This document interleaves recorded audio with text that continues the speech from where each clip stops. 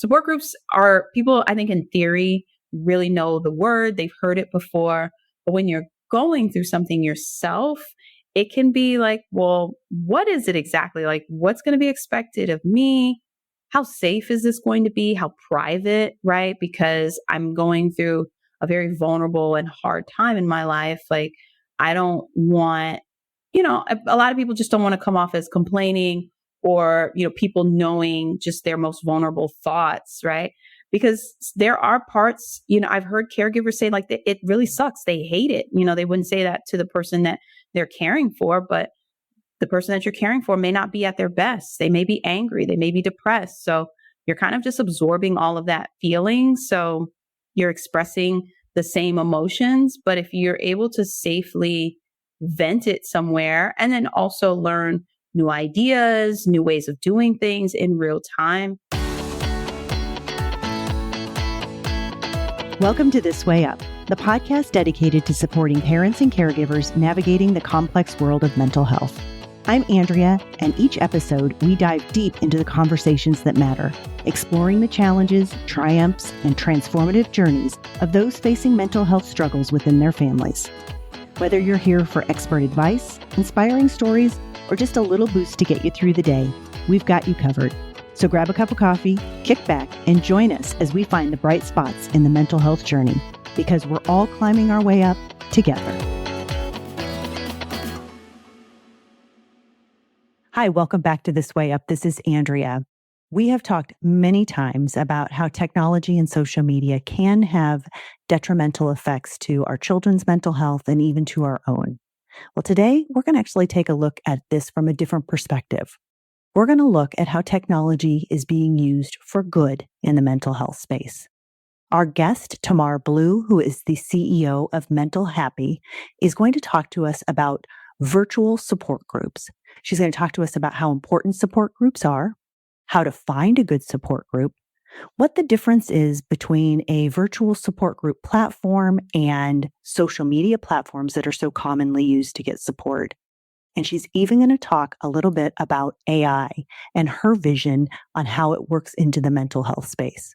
I sure hope that you enjoy this episode. And if you do, please like, share, and subscribe. I should also note that this is the last episode for season 2. So we'll be taking a break for a couple of months, but all of our other episodes are still up and running. So if you want to go back and revisit one, please do so. I appreciate your support. Tamar, thank you so much for joining us today. Thank you so much, everyone. I'm happy to be here. Thank you so much to the listeners.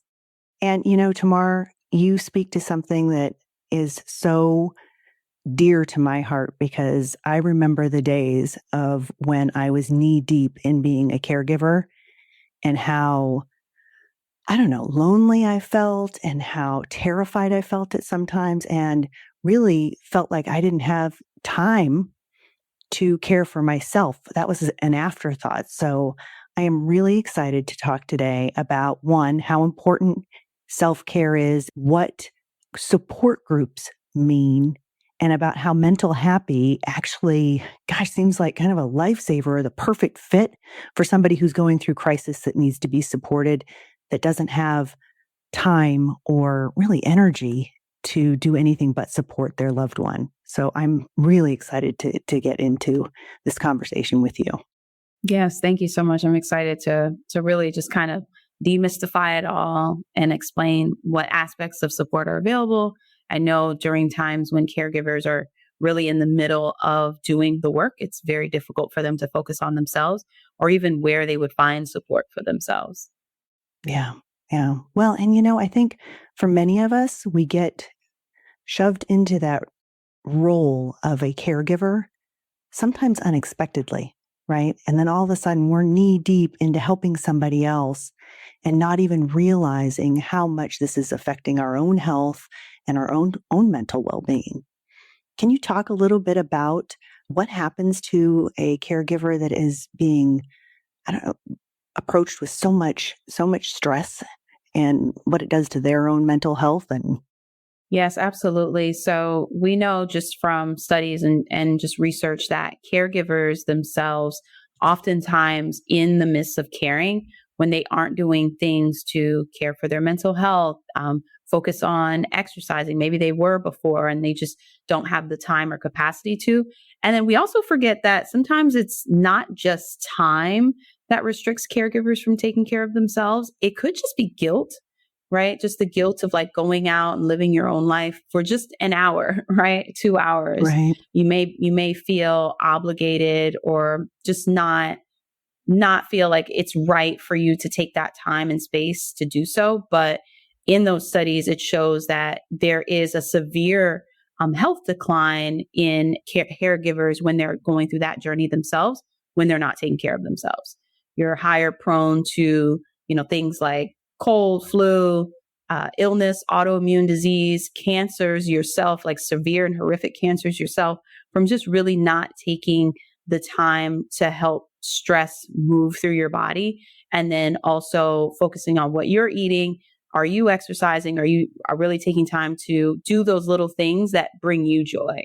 Well, we do talk about time a lot, but that guilt piece of it really is a piece that is so prevalent because I can only speak personally.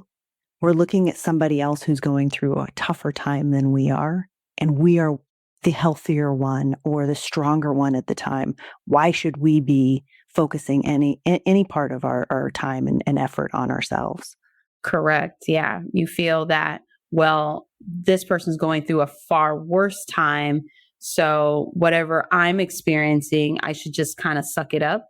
But the best example I like to give caregivers and people in that space is that if you've ever been on an airplane and they tell you, and they're explaining the safety protocol and they always say, put your mask on first before assisting someone else with their mask. In an emergency, put your vest on first before assisting someone else and putting their vest on. It's that same safety protocol when you're thinking about being a caregiver.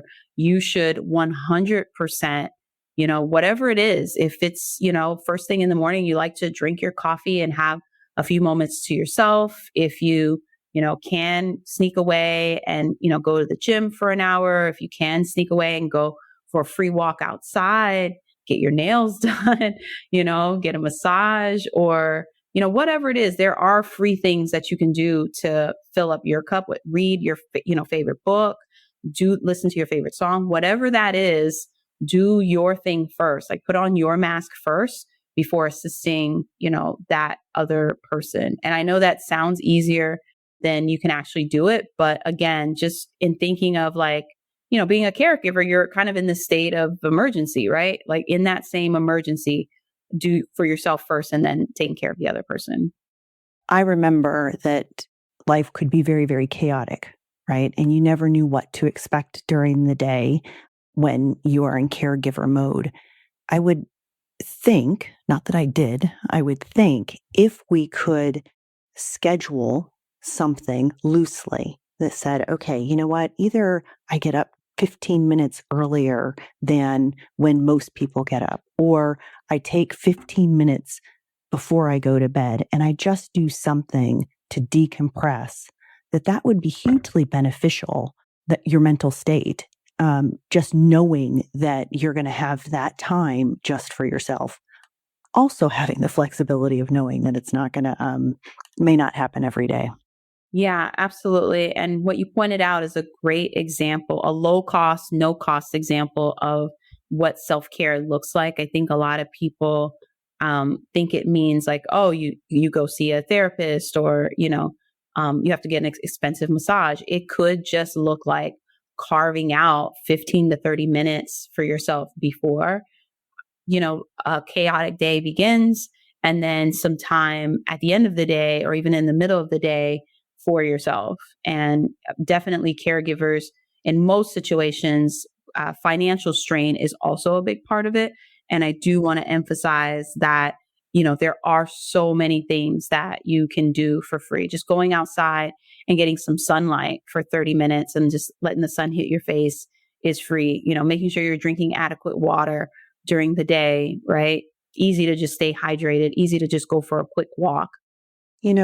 Another piece that I think that we oftentimes forget about is the importance of connection and other people in our own caregiving. Is okay, we're giving so much of ourselves to whoever is in need, but not leaning on somebody else or opening up to somebody else to get that connection. And it's hard to do that sometimes, right? Is to be Right. open with somebody and say, "Hey, I need somebody to just listen to me." Absolutely. And I think that, and I don't have any experience in group therapy sessions or doing anything like that. I did not do anything. Looking back, I think it probably would have been helpful, especially when I didn't have people that I knew who were going through something similar to me. Hmm. So I would try to connect with people and they didn't really understand. They could empathize, maybe, or they could sympathize at best. But having a group of people who really understand what you're going through, I think would be hugely helpful. Yeah, absolutely.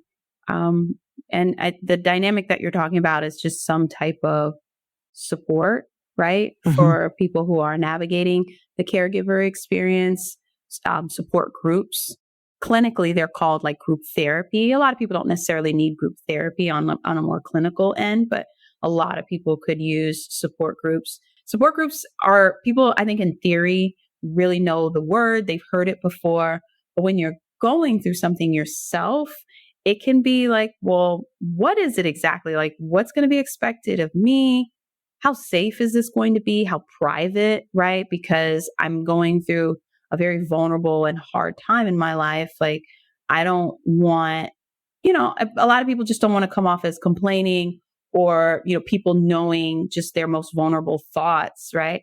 Because there are parts, I've heard caregivers say like it really sucks. They hate it. They wouldn't say that to the person that they're caring for, but the person that you're caring for may not be at their best. They may be angry. They may be depressed. So you're kind of just absorbing all of that feeling. So you're expressing the same emotions. But if you're able to safely vent it somewhere and then also learn new ideas, new ways of doing things in real time, support groups give you the opportunity to be in a safe space and community where people are like-minded, especially with the support groups on the MentalHappy platform. They're led by an expert who either has like clinical book knowledge or some type of expertise. Maybe they've survived something similar to you. So they're able to like really relate in real time. And you're also getting new information in real time. As a caregiver, you go to a lot of doctor's appointments, probably you go to a lot of specialists and you get a lot of like medical advice, but sometimes it could be like simple life things.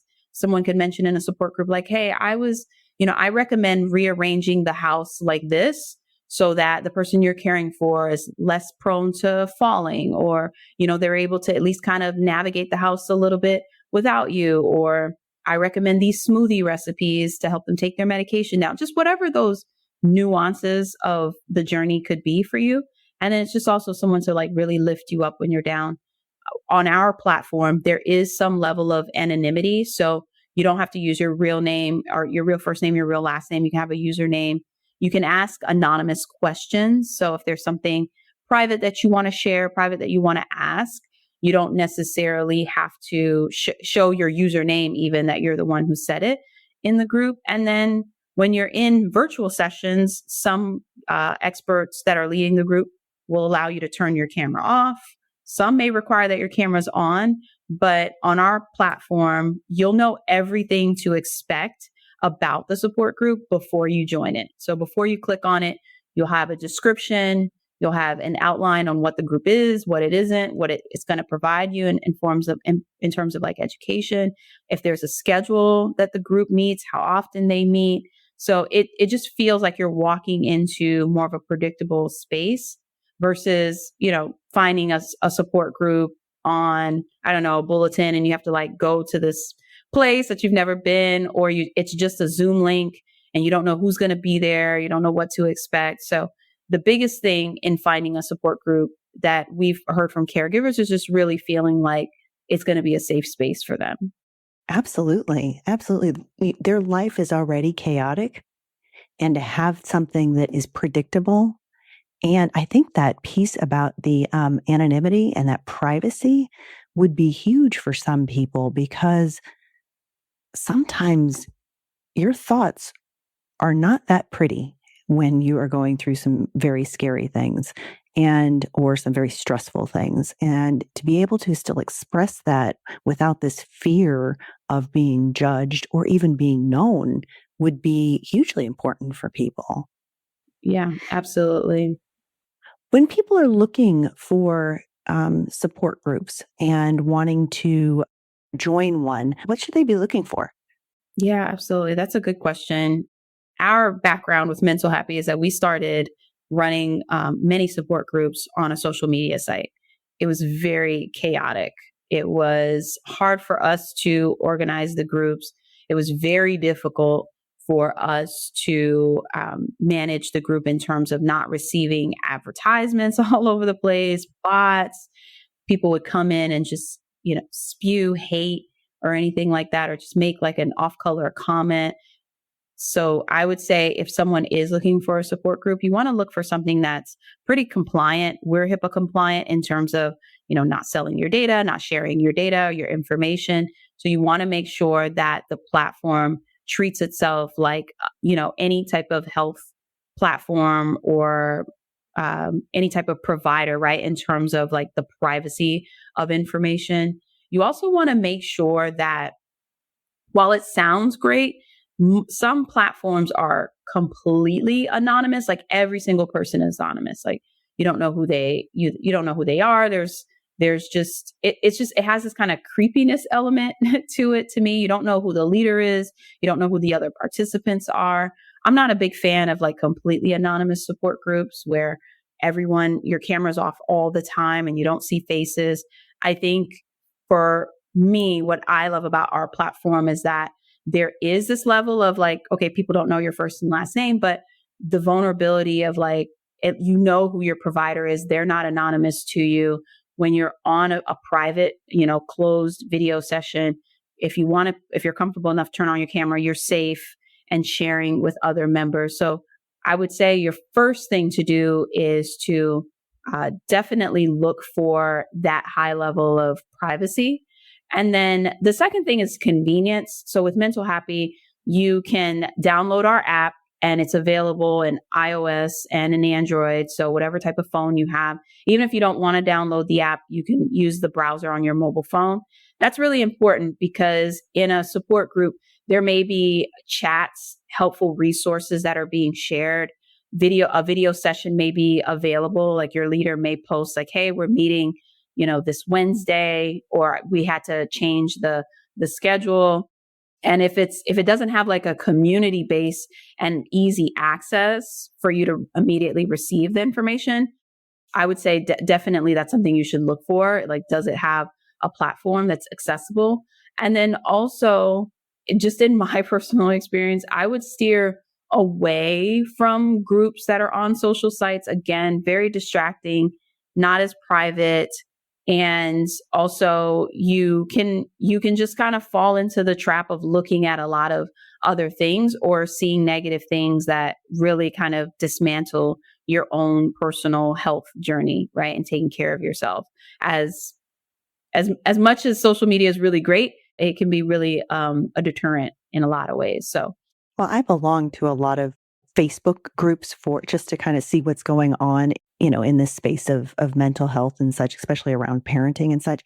And the amount of information that is provided that is just kind of off the cuff is scary to me. I see people talking about taking medications, not taking medications, doing, just they're opinion based. And to me, that's very, very scary. And I'm guessing you're probably going to get that no matter what. But if you've got some sort of overarching organization behind it that is, managing some of that, it just leads yourself down a safer path. Plus the fact, like you said, some of it, people are nasty. Mm-hmm. People are nasty. Yeah. And then the groups tend to be really crowded. Some of them may have 5,000 people who are part of it, 700 people are part. They're just really big. They're not what we would consider true support groups where you feel seen, you feel heard. There's maybe only 50 or 60 people here in this group. There may be 30 or 40 people here in this group, and it's led by an expert that has a plan for the group. So topics that they're going to talk about, engagement, activities that they can give you that you can try at home, use with your family, practice and incorporate in your real daily life. So it's very different from something where it's like anybody can come, anybody can say anything. And don't get me wrong, I think those places are a good start because finding something is better than nothing. But what we wanted to do is really like thin that out a little bit and get to the core of the work that people are trying to do. People want to feel supported. People want to have education that is valid and has a high level of efficacy. And then people want to share with other individuals that really understand them. And we feel like the best way to do that is in an expert-led support group platform. So you said expert-led. So sometimes they are led by a therapist and sometimes they're led by somebody with real life experience. How are those people vetted? Yeah, so we actually, with every group submission that enters the platform, so if someone is a therapist, maybe they are a mental health advocate, maybe they're just a licensed mental health professional, we also welcome now survivors, what we call them, if they have good educational background, maybe they have a degree in something, but they have solid references that they've been doing this work for 5 plus, 10 plus years, we will certainly consider it. And once they put in their group submission, their bio, we ask for references. If they are licensed, we want to make sure that they do have the license they say they have. Not because they need the license for the platform, but we don't want someone saying they're a doctor and they're in fact not, right? So we do check that type of background and we review every group before we hit approve. Okay, you can run your group on our platform. So does it cost anything for users to go to, or are the groups free? So group participants can join and search the platform for free. There are groups on the platform that are either no cost to join the support group. They're either donation based, monthly, perhaps it's a one-time fee if it's, if they run 4 sessions in 6 weeks, and then you just pay them their one-time service fee for that cohort. So it really varies. And that's what we love about the platform is that it's accessible. People can typically find something that's like within their budget, within their means. And if there's a cost, then, there's a cost.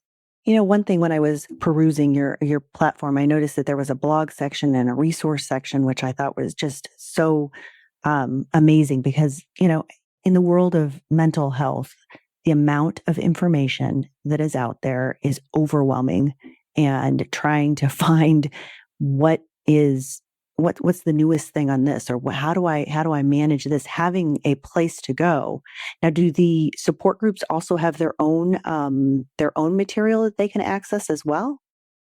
So within a group, the expert can share resources, downloads, links, any type of educational material. We just don't allow social links on the platform. But yes, so within the group, you will have access to whatever resources the expert has for you. But because we do deeply care about people finding, you mentioned our resource section. So that's a place on the platform where it's completely free. And whether you signed up for MentalHappy or not, anybody has access to it. It's at the bottom of the page. It says MentalHappy resources. And there's these really great and wildly popular resource section where people can find these daily practices on what it means. Like there's so much conversation about creating healthy boundaries, but we took it a step further and we put it in a downloadable sheet that's like, these are tough, like healthy boundary conversations. What if you have to have a healthy boundary conversation with your in-laws? What if you have to have healthy boundary conversation with your children, with your spouse? And these are some prompt examples on how the conversation could go. How do you initiate it? How do you overcome any resistance from the person that you're trying to set these boundaries with? So these are like very tactical practices. Maybe you're struggling with negative thoughts. We all get, bombarded with just the random negative thoughts in a day, right? But how do you change those patterns about yourself? Like maybe you need to change the things that you're listening to, conversations that you're having with people, but it's a very practical one sheet on how to do that. And then we just started incorporating like because the practices are so popular, people are like, oh, I wish I could like explain this to my children or my teenagers. So we sometimes have a section on like, how do you introduce these wellness and mental health practices to your children? So they're, like I said, they're very popular and they're very free, and you can find them on the mentalhappy.com website. Yeah, they were great. I downloaded several of them just to read through. I thought these are great, and they're not too long. They're not Right. overwhelming. They're not too long. They're something that you can just take a real quick second, read through it, and feel like you've gotten something. Yeah, So absolutely. even if they Try to didn't keep it go to for 3 to 5 minutes. yes, which we need these days. I think we're conditioned, one, but then Yeah. secondly, we're so stinking busy with everything. So tell me, how did you get into doing this? You said you started off with some social media groups and found that you needed something a little bit more defined. But how did you even start into doing this? I think I've always just been a pretty empathetic person. My very first support group that I started was in high school. And, fast forward to being an adult, career, just started thinking about like what it is that I'm passionate about, what is it that I'm good with, and how can I apply that with technology and where the gaps are in support healthcare and how can that all fit. And yeah, I just started this mental happy community, and it grew past just being a community. People were looking for different types of groups, everything from just had a baby, or I'm a caregiver, or I'm leaving the military, or I'm caring for someone that has like a long-term disability, or I'm going through something myself. I was just diagnosed with this thing, or I'm just at home injured. It was just like anything and under the sun that you can think of. We were getting a lot of inbound on social media for people looking for specific niche communities, and tried to do it on social media, tried to do it in different places like advertising, I think on Eventbrite. And then we had experts that were helping people in the community like come in to do talks and figuring out how to get payment from the community, and then, pay the expert. It was just very stressful. So we were like, well, obviously You this is needed a something people, support group for that. right. It's like, obviously this is something people want, and it just needs a lot more organization around it, especially when it comes to how do group participants find high quality groups that, aren't weird, that they're not going to be bullied, nobody's going to say something mean to them, and they have access to easy access, like through their phone, to staying connected with that group. So yeah, I just began this work from the place of solving the problem for myself and wanting to build this community, and then realizing, oh, okay, it's a lot of other professionals and people who also want to build groups online. You went to your first support group when you were in high school. Good for Yeah. you.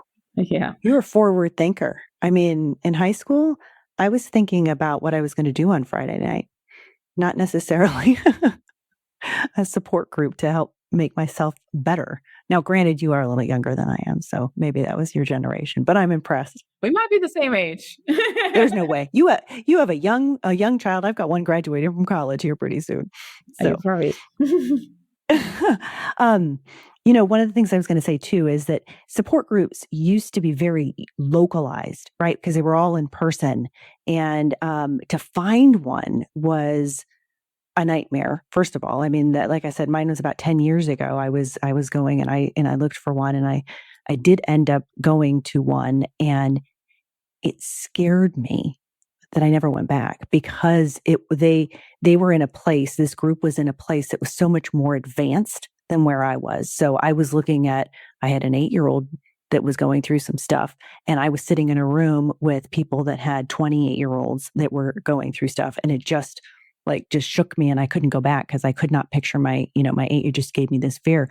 So I would think, because one, back then, there wasn't as many that were available to me or that I could actually find, being able to go onto a platform and being able to peruse it, and then being able to pop in and out. If this one doesn't work, there is an Right. alternative over here, is Correct. huge.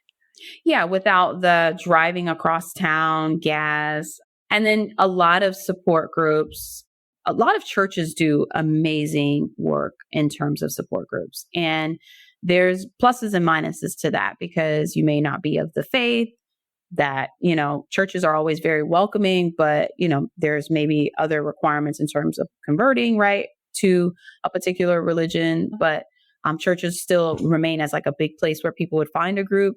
And then some support groups are very specific to, there's a lot of groups for substance abuse. There's a lot of groups for things that are related to recovery of some sort. But it's very tough to find other life group things, right? Like maybe you are a parent dealing with a particular child that is navigating something, whatever the topic is. That can be very hard to find even 5 other people within a 10-mile radius to you who are also willing to get together at the same date, at the same time, drive across town. So that can be really complex. But with moving support groups forward into the digital era and telemedicine era, it makes it easier because now you have a higher chance of finding someone similar to you. You have a higher chance of finding a particular expert or someone who has that knowledge that you're looking for. And the overhead cost, right, on you is less. It's not just the commute time or the gas, but people tend to have more than one child that they're caring for. Or if you are a caregiver, you have more than one person that you have to care for. Maybe you're a husband and you also, you're caring for your wife, but you're also caring for your children. So you may go to a support group across town, but then who's going to watch the wife? Who's going to watch the children? So in a virtual space, you also cut down on the likelihood of needing childcare. Right, right. And you bring up churches do provide phenomenal support groups. That's kind of what they're built for, other than the practice of religion. But, they really are.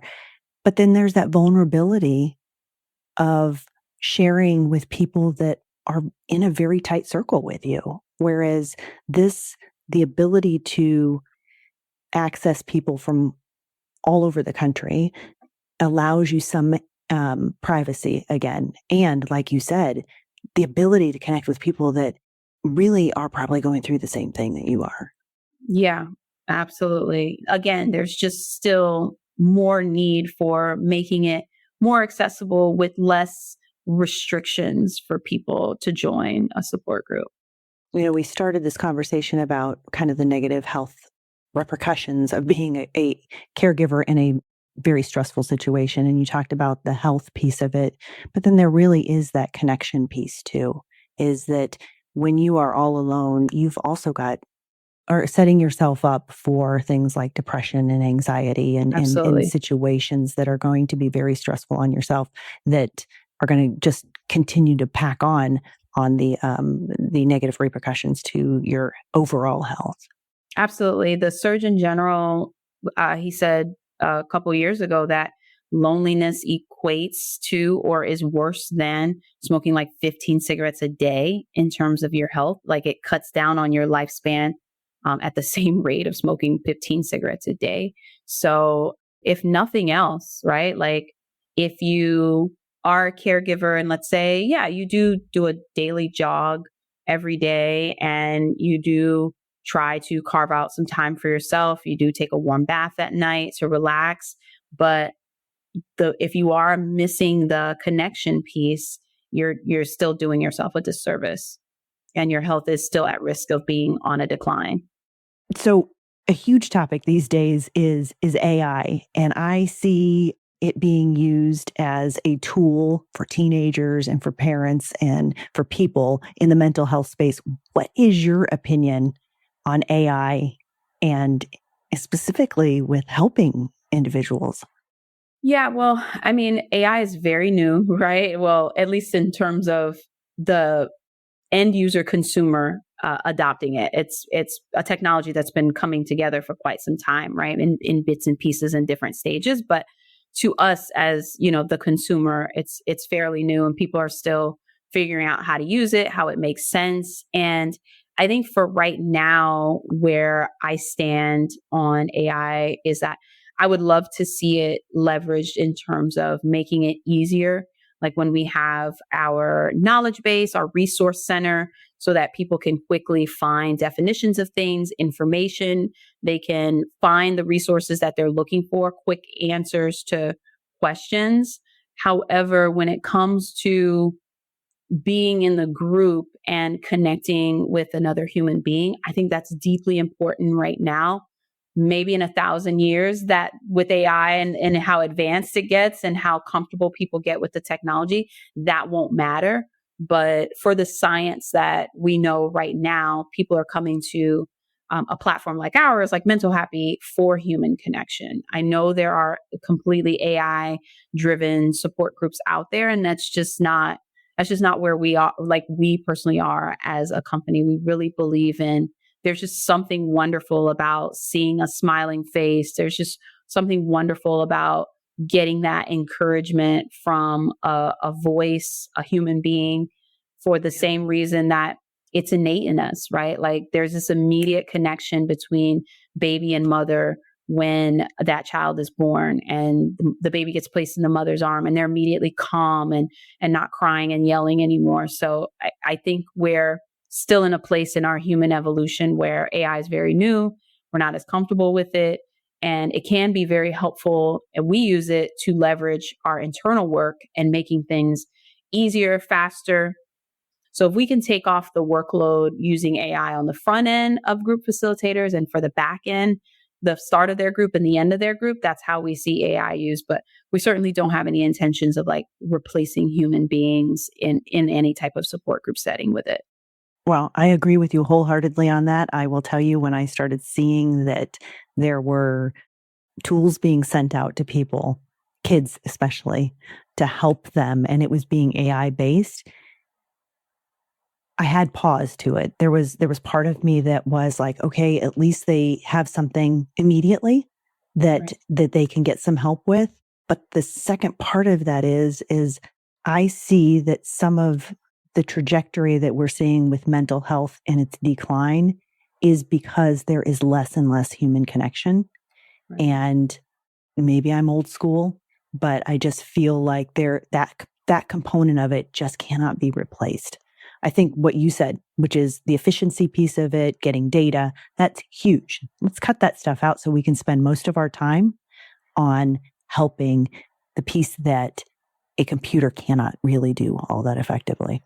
Absolutely. Yeah. So that's my personal opinion. Maybe in 30, 55, right. Things will change. I know. I don't have a crystal ball.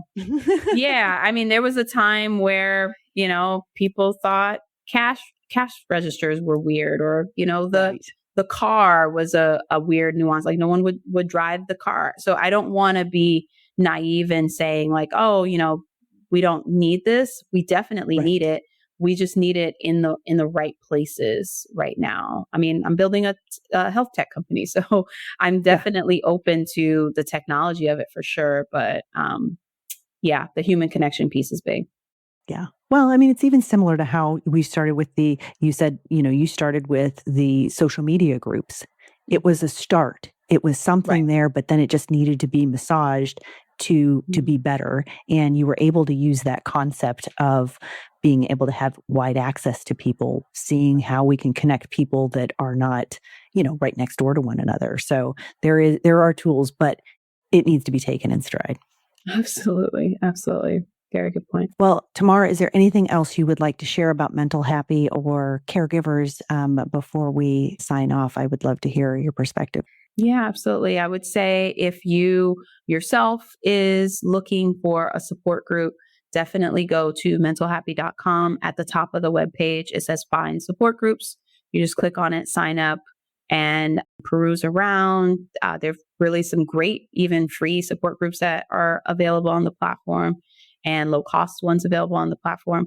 And if you yourself are thinking like, yeah, I've actually, gone through something, I've survived it, I'd love to help other individuals, or you're some type of professional yourself in the wellness space, we'd love to have you hosting your support group on our platform just by going to mentalhappy.com and clicking get started. Thank you so much, Tamar. I really see that this is the future of where mental health care is going. Thank you. Thank you guys so much for listening.